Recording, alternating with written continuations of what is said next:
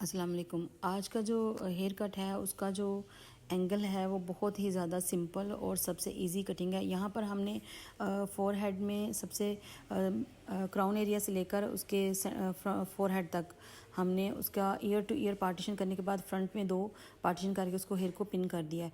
यहाँ पर पिन करने के बाद हमने यहाँ पर राउंड शेप में जो हमारा बिल्कुल नैप एरिया है, बिल्कुल जो ईयर टू ईयर पार्टीशन के साथ का जो पीछे का हिस्सा है उसको हमने राउंड शेप में हमने उसको एंगल लिया और उसको ऊपर की तरफ सारे हेयर्स को ऊपर की तरफ उठाते हुए हॉरिजॉन्टल एंगल में हमने 180 डिग्री के ऊपर उसको हमने स्ट्रेट कर दिया। यहाँ पर हम उसका 2 इंच का जो है वो डिफरेंस लेंगे।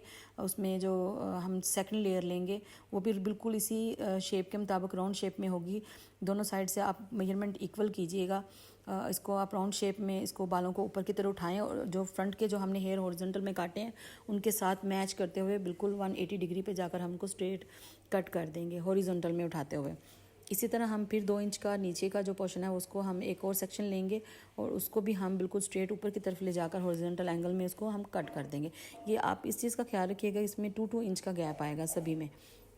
इसमें आपने एक चीज़ का ख्याल रखना है, जब भी आप हॉरिजॉन्टल एंगल उठाएं उसको अच्छे तरीके से आप कॉम्ब बहुत अच्छे से करिएगा। सबसे नीचे नैप एरिया में जो हेयर रह जाएंगे उनको भी आप एक साथ ऊपर की तरफ उठा के और उसको हॉरिजॉन्टल एंगल में बिल्कुल स्ट्रेट 180 डिग्री के ऊपर काट देंगे। यहाँ पर जो कटिंग मैंने चार्ट पे एक्सप्लेन किया है इसी को हम बिल्कुल अब प्रैक्टिकल करेंगे। अब आप उसको देखेंगे कि हमने उसको किस तरीके से कट किया है। यहाँ पर आपने देखा हमने ईयर टू ईयर पार्टीशन ले लिया और उसको हमने हेयर्स को पिन कर दिया और अब हमने वही राउंड शेप में जो हमने एक एंगल लिया था उसको हम बिल्कुल ऊपर की तरफ उठाते हुए 180 डिग्री पे हॉरिजॉन्टल एंगल में हम इसको स्ट्रेट कट कर देंगे।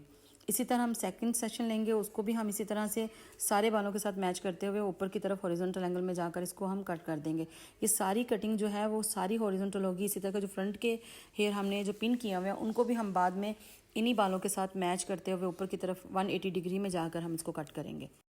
जब आपका जो गाइडलाइन होती है वो अगर आपकी ठीक होगी तो आपकी कटिंग में कहीं पर भी कोई लेयर्स में फ़र्क नहीं आएगा, सारे लेयर्स एक दूसरे के साथ मैच होंगे। अब ये जो फ्रंट के हेयर रह गए थे उनको पीछे की गाइडलाइन लेते हुए ऊपर की तरफ वर्टिकल एंगल में मैंने इसको कट किया और ये हमारा फाइनल रिजल्ट है।